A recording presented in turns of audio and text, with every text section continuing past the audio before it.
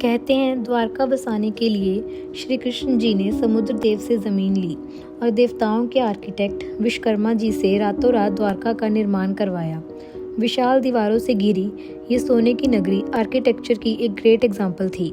श्री कृष्ण जब कुरुक्षेत्र में धर्म स्थापना करते हैं तब उन्हें गांधारी का श्राप मिलता है, लेकिन गांधारी को लगता है कि उनके बेटों को मारने से श्री कृष्ण ने अन्याय किया है।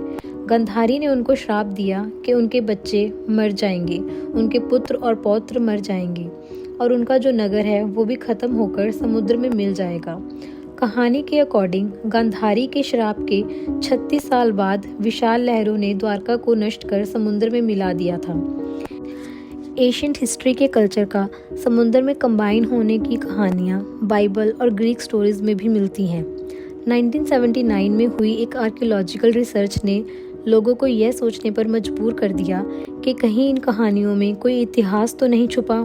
क्या द्वारका के होने का वाकई कोई हिस्टोरिकल प्रूफ था? आर्कियोलॉजिकल डॉक्टर SR राव और उनकी टीम इस फैक्ट के एविडेंसेस ढूंढने में लग गई। सर्च की शुरुआत द्वारका में मिले 9th सेंचुरी के एक विष्णु मंदिर के बचे हुए हिस्सों से हुई। ये खोज बढ़ते बढ़ते अरेबियन सी यानी कि अरब सागर के अंदर तक पहुंच गई। इन सर्चेज में पुरानी बिल्डिंग्स के बचे हुए हिस्से, गहने और बर्तनों के टुकड़े, पुराने लंगर और सील्स मिली। पुराणों के अनुसार श्री कृष्ण ने भी अपने राज्य के सभी नागरिकों को पहचान के लिए सील्स दी थी। इन सील्स के अलावा द्वारका से करीब 33 किलोमीटर दूर एक द्वीपबेट द्वारका के पास 560 मीटर लंबी एक दीवार मिली है, जिसकी बनावट महाभारत के द्वारका की डिस्क्रिप्शन से मिलती है। महाभारत के हिसाब से दीवारों में 50 टावर थे। आर्कियोलॉजिस्ट को करीब 30 टावर मिल चुके थे।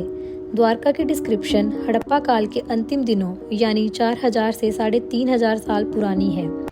इतिहासकारों के हिसाब से महाभारत का काल भी यही था। कृष्ण की डूबी हुई द्वारका की एक और कहानी 2001 में सामने आई है।